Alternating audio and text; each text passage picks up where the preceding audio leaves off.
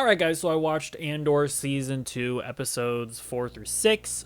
Spoiler alert. Be warned, I will be discussing spoilers for this episode.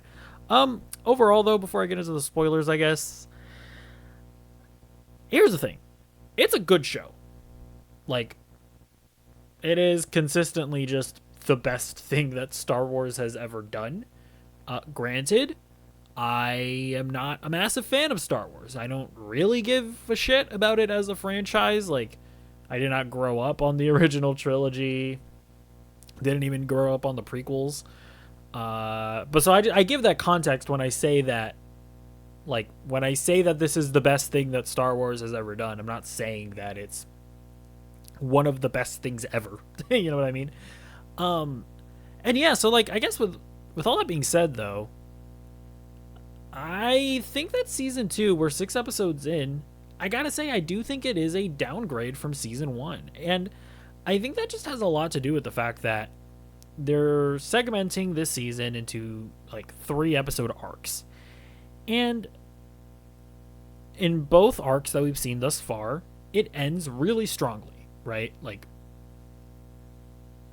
the last episode, like the last half of episode 3 and the last half of episode 6, I would say, are, like, great, genuinely phenomenal, like genuinely phenomenal moments. But I can't help but just feel like the first 2 episodes of each arc are just not paced as well, right? And I understand that a lot of it is setup, but setup in a show should still be engaging, right? Like, I shouldn't be kind of zoning out at times. You know what I mean? Not that the show is ever bad, but there certainly are moments where I'm just like, all right, let's get going. You know what I mean? So either way, still a good show. Still, in my opinion, the best thing that Star Wars has ever done. This is the most that I've ever given a shit about this world. This is the most that I've ever given a shit about, like, the rebellion and the Empire. It's the scariest the Empire has ever been. So, still the best thing that Star Wars has ever done, but I think that season 1 is an improvement, personally. Or, sorry, I think this is a downgrade from season 1, I should say. But yeah, now let's get into some more spoilery things. I will say, good positive thing, Bix's trauma, you know. I remember there was a lot of controversy with the essay in the first 3 episodes, and I know that one of the things that people were saying were that, okay, I'm cool with this happening, right? There are a lot of other people that are, like, cringe, that are like, this doesn't belong in Star Wars. I don't know, you're all babies, I don't care.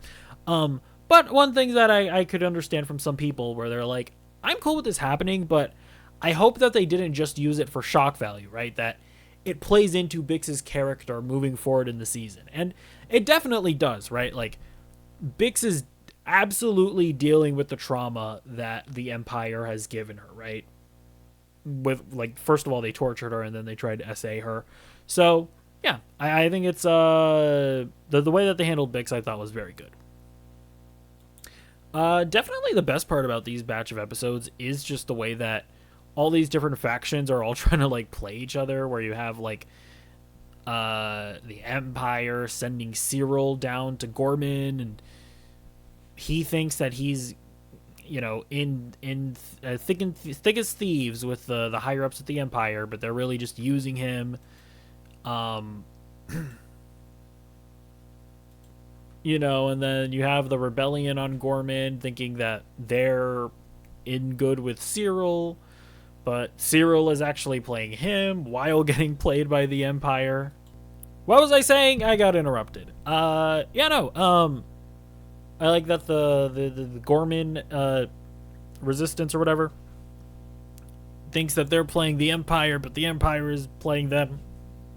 But then, like, Luthen's side of the rebellion has their own inside man in the Empire. It was all of the double crossing and the twists and the turns and the gaming each other. I thought all of that was great. And you know, it keeps the just everything that's happening consistently entertaining and interesting. So yeah. The Gormans, I don't know, man. I still contend that they should have been aliens.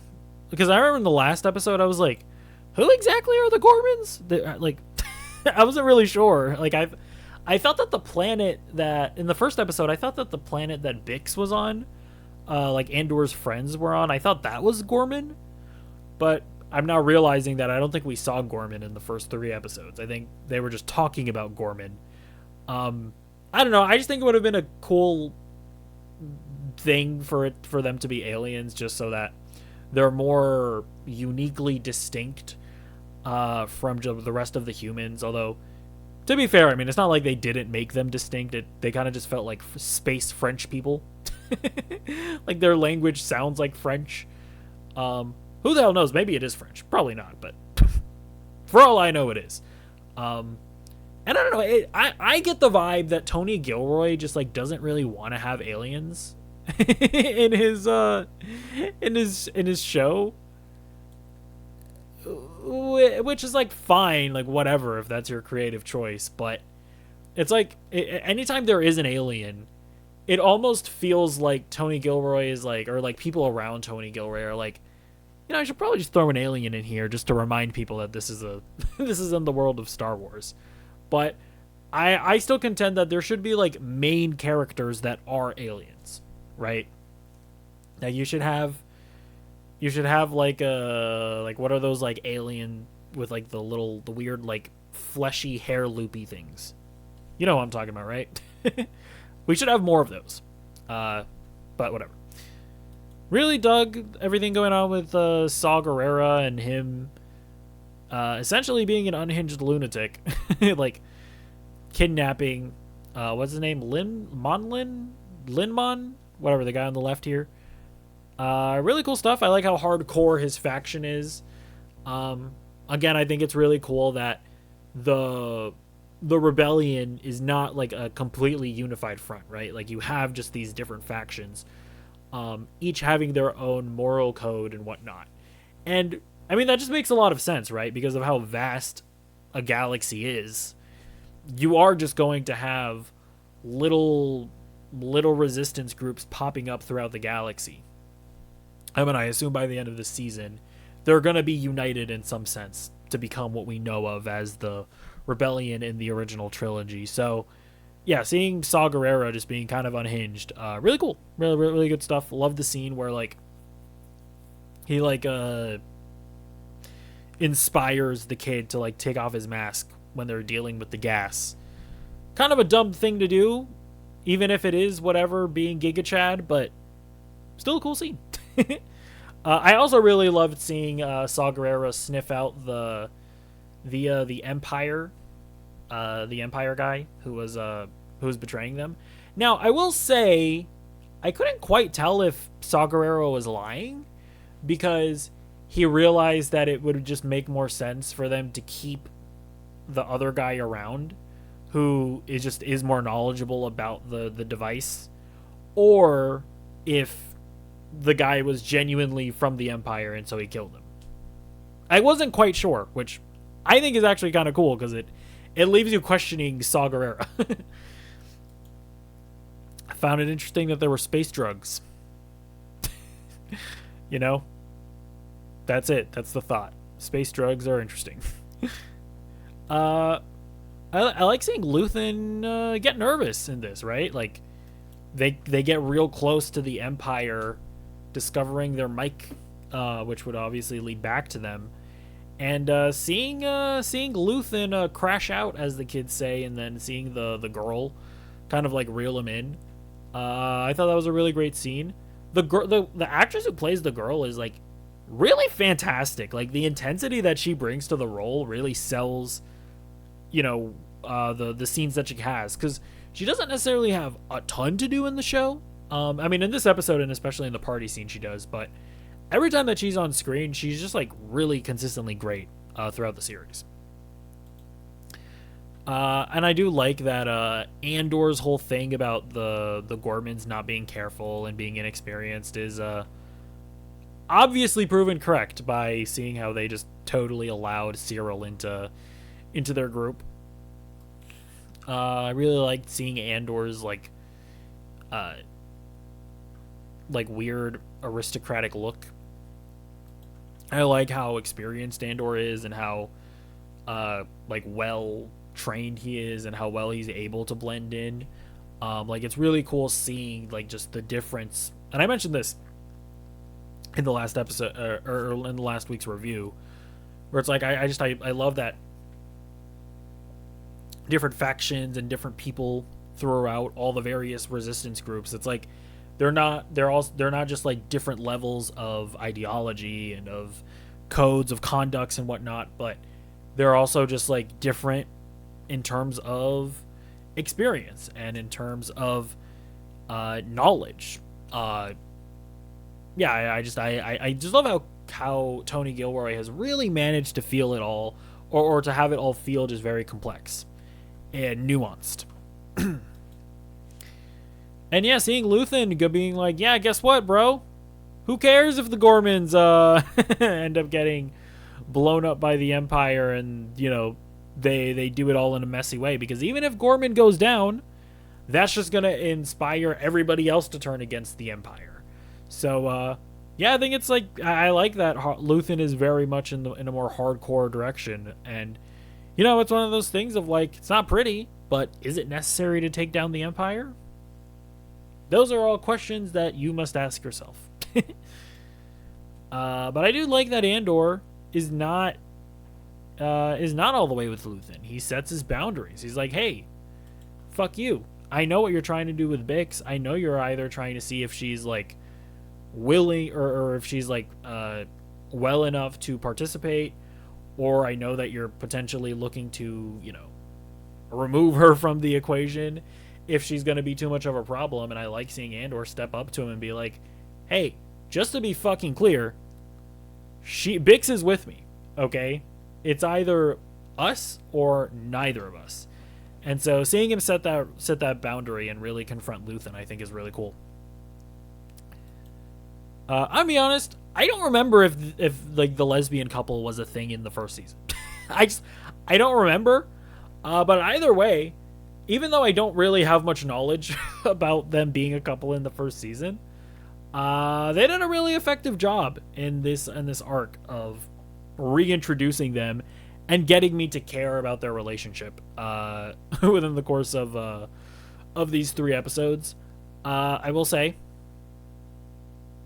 like I did get emotional right when in that scene where the speech that the girl gives, where she's like, "You suck. You don't get to cry. Don't cry. You don't." What did she say? She's like, "You're a bitch." It's a really great speech. That's honestly, that's like low key the best thing that Andor does, right? It's just monologues. It's just like a character going on a big soy rant, and so I'm just like, hell yeah, you get him. So yeah. A relationship that I low key forgot existed. I was invested in it enough to get emotional when things went to shit. And yeah, the heist overall was really cool. Like, again, these arcs are ending really well. Like, by the time we get to the end, I'm invested in it, and I think it's genuinely phenomenal stuff. I just think that the build-up could be more interesting. So, you know, that's my overall critique. A really great scene where Mon Mothma's like attempts to do things by the book and get, you know, senators to be on her side is not working, and so the Senate votes to give the Empire more more like authority to be. What am I trying to say? The vote was about, right, like the Empire getting more power to crack down on dissent and whatnot, and give them more like authoritarian power, and you know, definitely not at all comparable to anything that's happening in the real world. Not to get political, but yeah, definitely no parallels, guys. Anyways, we also get Bail Organa back. There was like a thing about how they changed the actor. I'm gonna be honest, I don't really care about that. Although I will say, when that first happened here, I was of the opinion of like, Hold on, Tony Gilroy. I thought we weren't doing random pointless cameos. What's this? Bail Organa? He's just like randomly showing up for 5 seconds? But Tony Gilroy actually explained it, and it's actually really smart. So apparently, he decided to just throw in Bail Organa with the recasted actor in this episode. And apparently the reason why he did it was because he wanted the conversation about the fact that they recasted him because they couldn't get the original actor in to only be for this week. And then apparently in future episodes, he is going to have like a much more prominent role. And so by the time that happens, we'll have already gotten used to the fact that there's a new actor. And so all the focus will just be on the character's storyline, which low-key genius. At first, when I saw him just randomly pop up in this episode, I was like, all right, that was kind of lame. Just like he just like randomly pops up for a few seconds just so that we can go, Bail Organa! Oh my gosh, I remember him from the prequel trilogy.